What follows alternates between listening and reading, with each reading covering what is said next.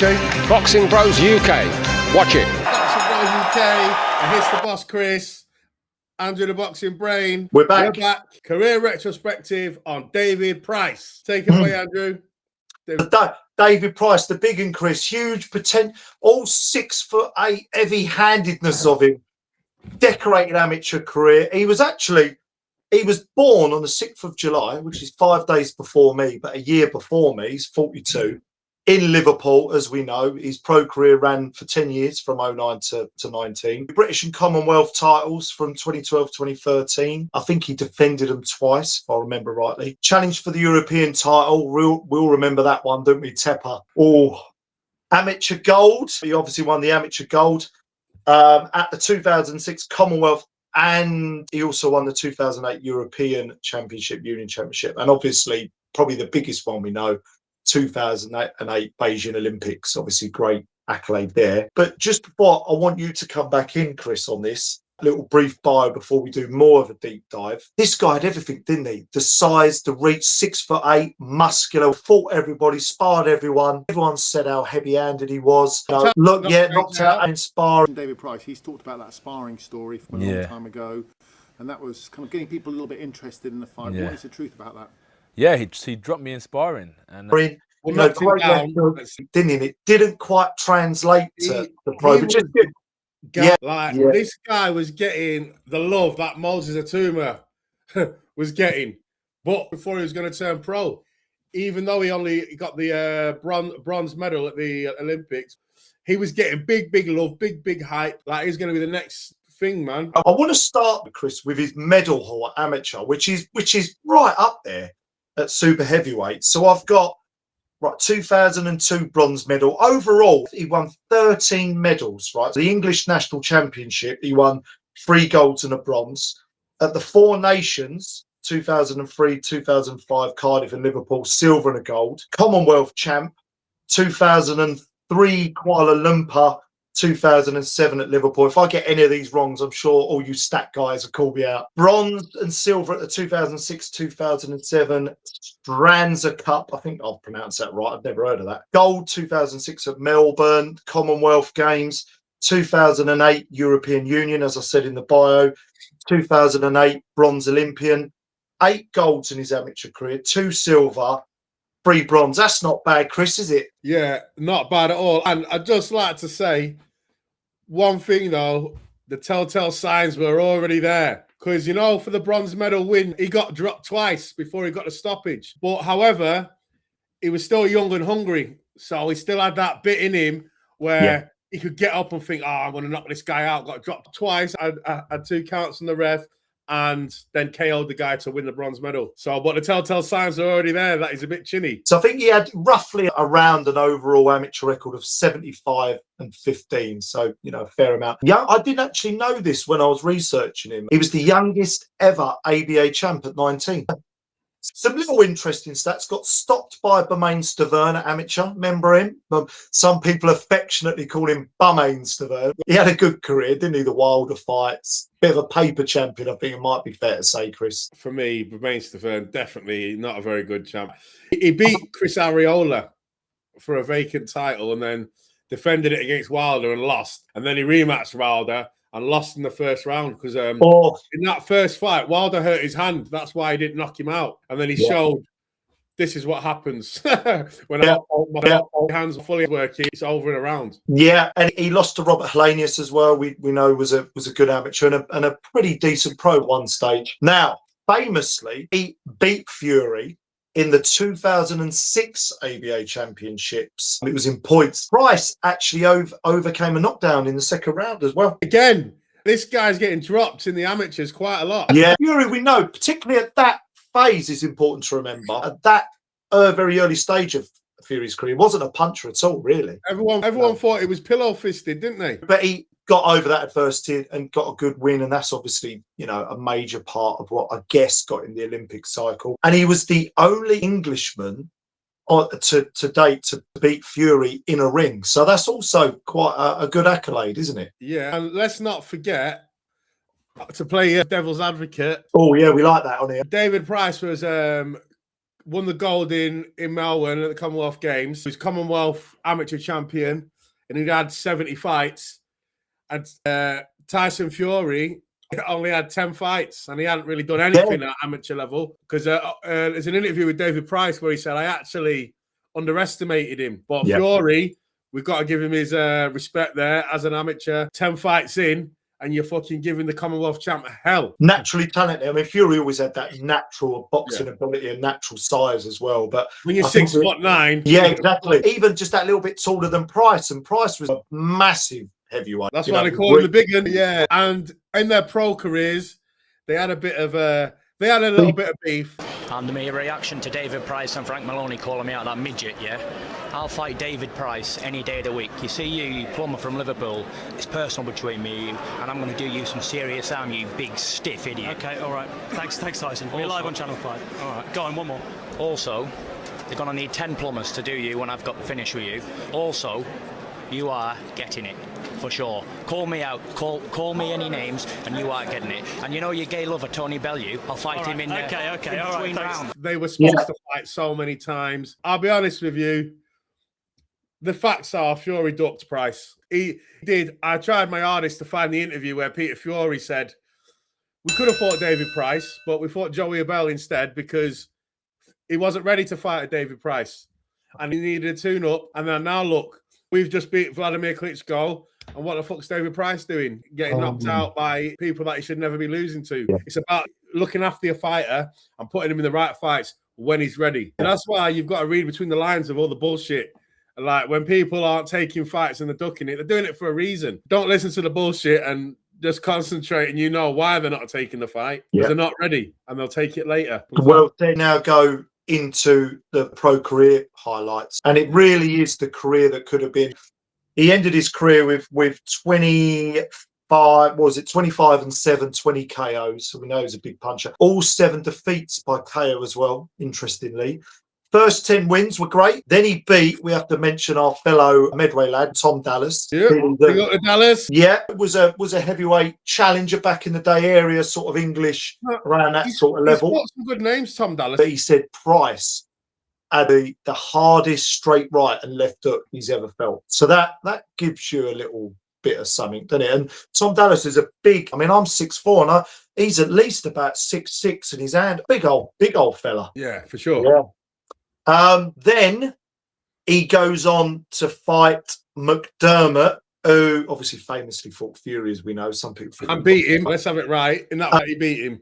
Knocked, but absolutely wiped the floor with McDermott. Styles mate fights, as you know. McDermott was down, I think, 3 times, Chris.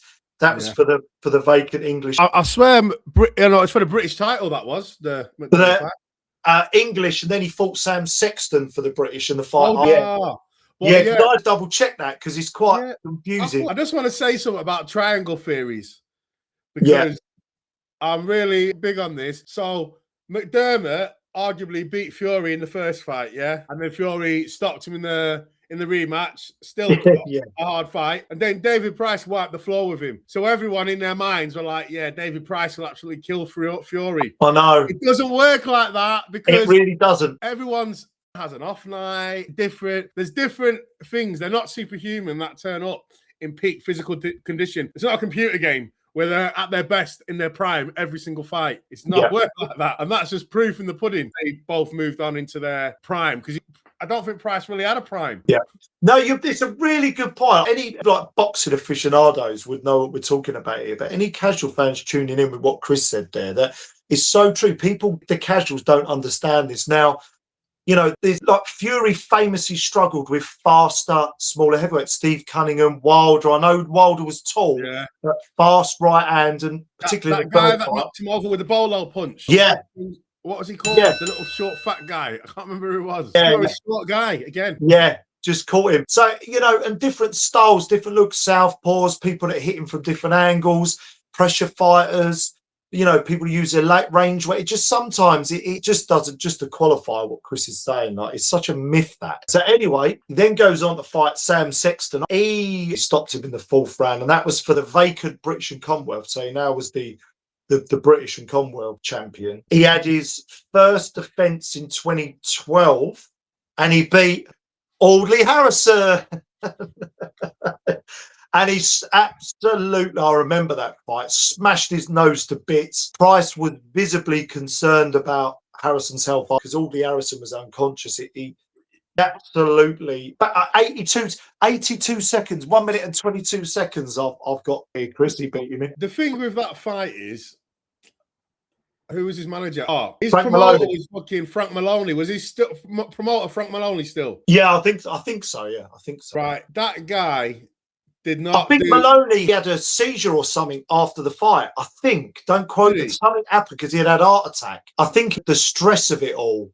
There was some other stuff going on with Maloney as well at that time, health problems, the stress of the business. Well, obviously, he did a great job with Lennox Lewis, Frank Maloney, but he did not do a good job with David Price. For me, while Audley Harrison, he's just lost to David Hay, an absolutely joke of a performance where he didn't throw a punch and it was abysmal. Like, they shouldn't even let him fight again. If you're too scared to throw, then just don't box anymore. Why would you match this hot guy coming up against him? Steel sharpened steel. It was a shit fight to make, and he didn't learn anything from it, and it probably gave him a bit of the heebie-jeebies. Oh my God, look how badly I hurt this guy, because Audley Harrison is dog shit, and his bottle was still in the fridge at home. Nowhere. It was a bad matchmaking for me. He should never have took that fight. They should have stepped him. Someone who's going to fight back a little bit better to keep him learning. That was a terrible fight to make when you're trying to build. I tend to agree with that. I can't even play devil's advocate. There's no point playing devil's advocate. Yeah. If I agree with you, I agree with you. And I think it's not like it was a confidence boost. He's the current holder. It was his first defence. Yeah. You know, Harrison's coming back off that debacle. I mean, it adds another name to his record and keeps the momentum going. That's all. That was a terrible opponent for him to fight. And it's not even a good name. And Harrison was shot after that. We probably could argue before.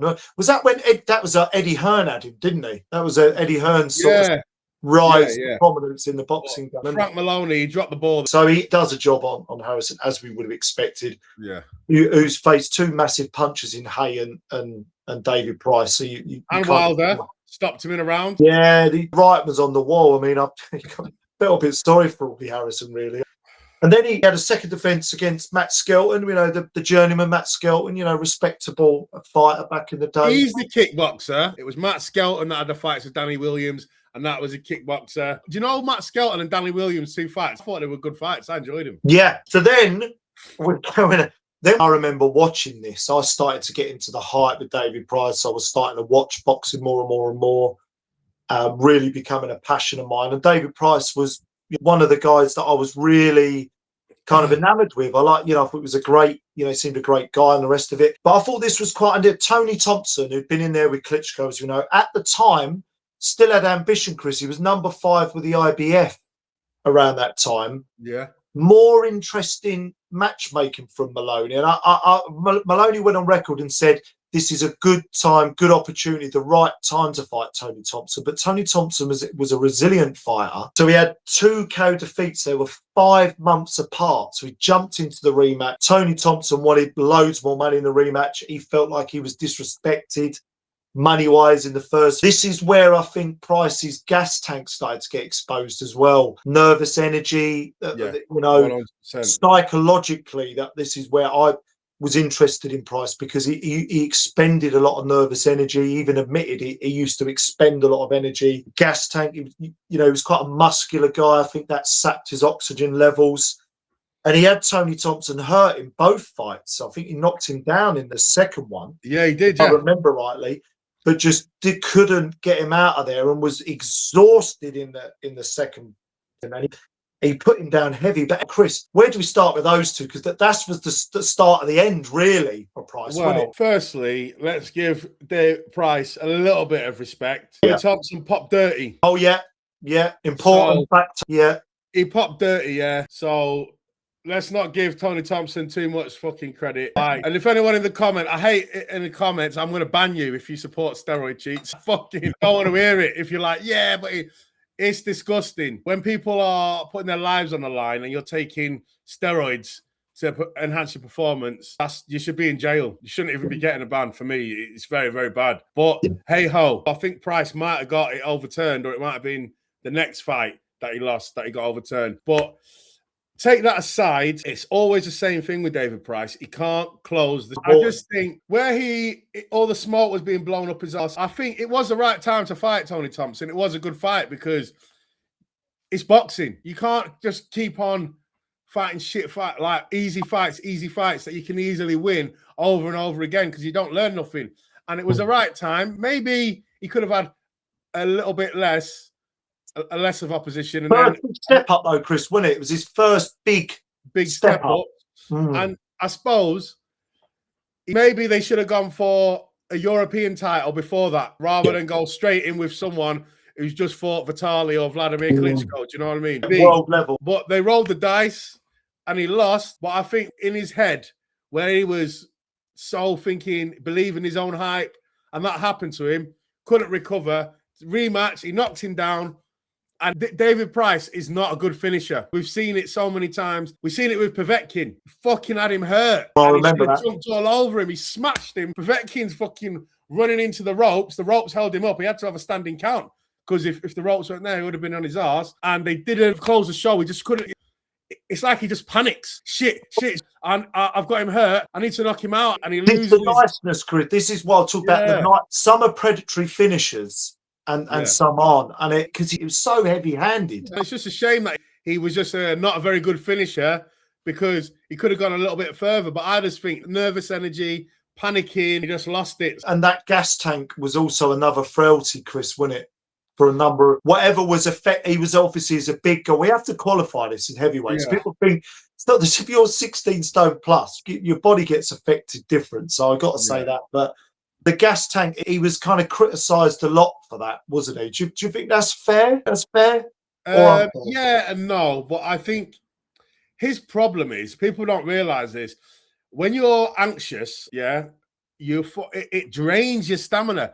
If you're having anxiety, if anyone's, I'm not ashamed to say, I've had panic attacks before. You can't fucking breathe, and it's psychological. Like I was having a panic attack. I didn't know what it was. I was puffing on my inhaler, like it's not working. I still can't breathe.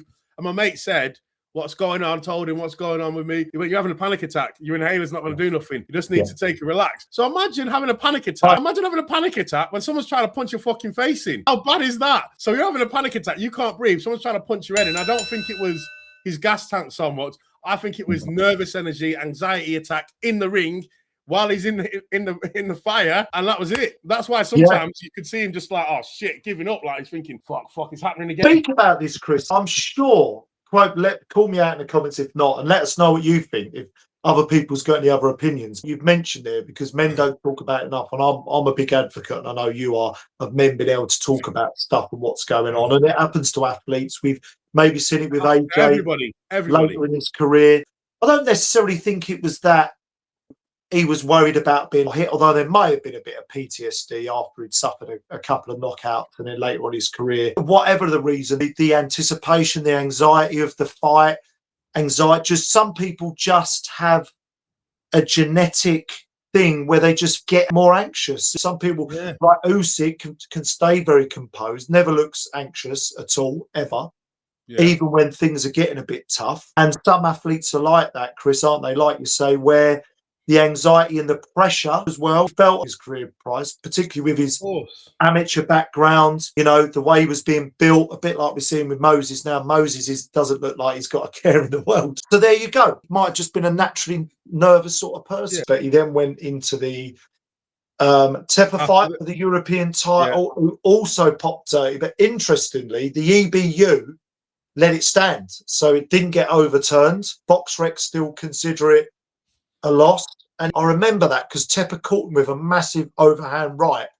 And he just went back on his back. It was really, really heavy knockdown. And that was that. So, the European title, missed opportunity there. Rebuilt again. 2017, lost to Christian Hammer for the two international titles, WBO, WBA, international titles on the line. Lost that one. Go on, Chris. The thing about this fight is the Christian Hammer fight. I don't know if anyone remembers at the time, but Christian Hammer was there as a knockover job to make David Price look good. If you watch the fight, his body language, he wasn't there to win. And then he's caught him and thought, hey, up. hurt him. Fuck it. I may as well just knock him out now. Boom. And he went and KO'd him. And Price quit in that fight. Like, it's not like he got hurt and thought, oh, fucking hell, not again. I can't even be bothered trying. I started like walking away and was being very, very weird. I felt sorry for him because Christian Hammer was just there to get knocked out by Price. You could tell by his body language. He wasn't. Do you think that was the first time Price quit in his career? Pro? I think definitely he jacked in that fight. The other ones, he got KO'd, tried. Because it's a difficult one, isn't it? When we say about someone quit, I know people don't like it in a boxing world. Saying people, let's not say quit, but he didn't want to fight anymore. Like the heart went. Yeah, his heart went. He then obviously, 2018 lost to Povetkin. The Hammer fight was for the European WBO. Povetkin, this was for the WBO. I just want to just interject. The European WBO belt is not a real belt. It's not the proper European title. It's a belt that WBO made up so that Anthony Yard can have a European title. It's not a real belt. So I just make sure I want it because I like to get my facts right. The Povetkin one, and you alluded to this earlier, was Povetkin was still a dangerous, decent heavyweight. It was a very, was a world level heavyweight. It was not probably, on the decline in 2018 at that point. I think he's pumped full of roids. He went on to fight AJ and he had a nice good run where he beat a few good names, Povetkin, but it was just the eyeballs and he was supposed to fight Wilder. As you said, I think Price caught him with a big left hook. Was it a big left hook or a right hand? I can't remember, but he caught him and he caught him good and he could have KO'd him. He's got a hell of a punch. He went like that, fell into the ropes. Ref had to give him a standing count. It was beautiful. And then he couldn't close the show. And then Povetkin knocked him out. I remember that fight as well because when Povetkin caught him, it was really weird to watch because this was the thing with Price. He'd get stunned and dazed, and he was stunned on his feet, and he just stood there, and clearly was just had gone on his feet, wasn't protecting himself, and then Povetkin just came in and predatory finish and just bang. Yeah. So it was a bit of a wild knockout that, and this was unfortunately then a bit of a feature of Price's career. That Povetkin fight, he gave a good account of himself. He was doing really well, got a knockdown. And then what does he do? He goes and loses to fucking Sergey Kuzma. Who the fuck is that? Who the fuck is that guy? Who the fuck is that?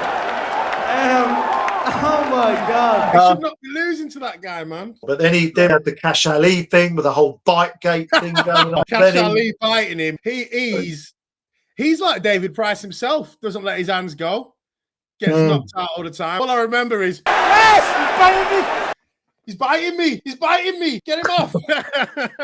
Just a bit bizarre. I mean, Cash Allen, I don't even want to go. Then he beats Allen. The Dave Allen fight, let's all give him his flowers because of all the knockouts. He lost to about 3 or 4 guys in a row, KO. Like, I didn't give him a hope in hell. Dave Allen was flying, beat Lucas Brown. He gave him a chance. Everyone writ him off. And I was so happy for him to get that win.